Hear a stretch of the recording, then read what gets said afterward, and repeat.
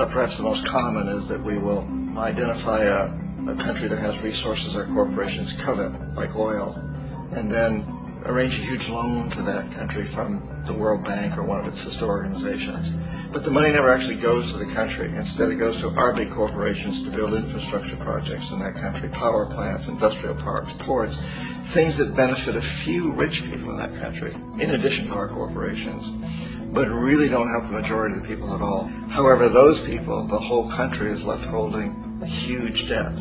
It's such a big debt they can't repay it, and that's part of the plan, that they can't repay it. And so at some point, we economic hitmen go back to them and say, listen, you lost a lot of money, can't pay your debt, so sell your oil real cheap to our oil companies. Allow us to build a military base in your country, or send troops in support of ours to someplace in the world like Iraq, or vote with us on the next UN vote. To have their electric utility company privatized and their water and sewage system privatized and sold to U.S. corporations or other multinational corporations. So there's a whole mushrooming thing, and it's so typical of the way the IMF and the World Bank work, that you put a country in debt, and it's such a big debt it can't pay it, and then you offer to refinance that debt and pay even more interest. And you demand this quid pro quo, which you call a conditionality or good governance, which means basically that they've got to sell off their resources, including many of their social services, their utility companies, their school systems sometimes, their penal systems, their insurance systems, to foreign corporations. So it's a double, triple, quadruple whammy. Ecuador for many, many years has been ruled by pro-U.S. dictators, often relatively brutal. Then it was decided that they were going to have a truly democratic election. Jaime Roldos ran for office, and his main goal, he said, as president would be to make sure that Ecuador's resources were used to help the people. And he won, overwhelming, by more votes than anybody had ever won anything in Ecuador. And he began to implement these policies to make sure that the profits from oil went to help the people. Well, we didn't like that in the United States. I was sent down as one of several economic hitmen to change Roldos, to corrupt him, to bring him around, to let him know, okay, you can get very rich, you and your family, if you play our game, but if you continue to try to keep these policies you've promised, you're going to go. He wouldn't listen. He was assassinated. As soon as the plane crashed, the whole area was cordoned off. The only people that allowed in were U.S. military from a nearby base and some of the Ecuadorian military. When an investigation was launched, two of the key witnesses died in car accidents before they had a chance to testify. A lot of very, very strange things that went on around the assassination of Jaime Roldos. I, like most people who've really looked at this case, have absolutely no doubt that it was an assassination. And of course, in my position as an economic hitman, I was always expecting something to happen to Jaime, whether it be a coup or assassination, I wasn't sure, but that he would be taken down because he was not being corrupted. He would not allow himself to be corrupted the way we wanted to corrupt him.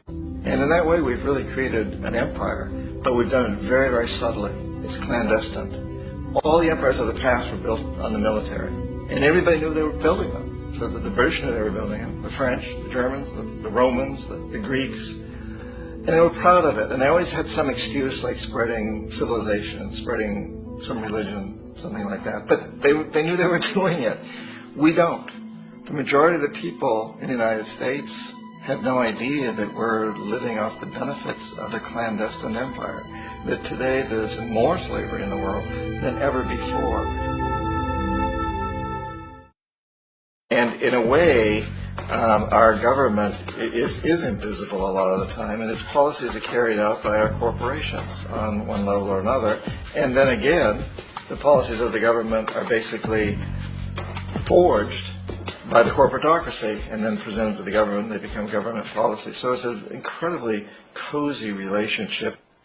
This isn't a conspiracy theory type of thing. These people don't have to get together and plot to do things. They all basically work under one primary assumption, and that is that they must maximize profits regardless of the social and environmental costs.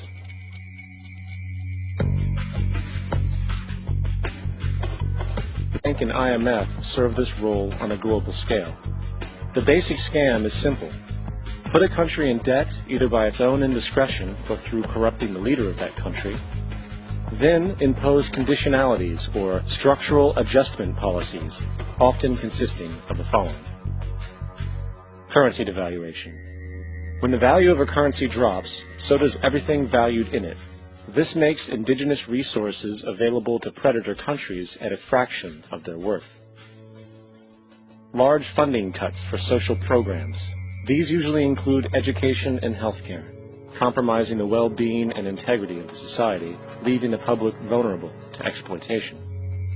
Privatization of state-owned enterprises.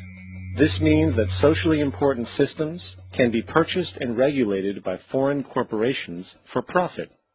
In the late 1960s, the World Bank intervened in Ecuador with large loans. During the next 30 years, poverty grew from 50% to 70%. Under or unemployment grew from 15 to 70%. Public debt increased from 240 million to 16 billion, while the share of resources allocated to the poor went from 20% to 6%. In fact, by the year 2000, 50% of Ecuador's national budget had to be allocated for paying its debts. It is important to understand the World Bank is, in fact, a U.S. bank, supporting U.S. interests. But the United States holds veto power over decisions, as it is the largest provider of capital. And where did it get this money?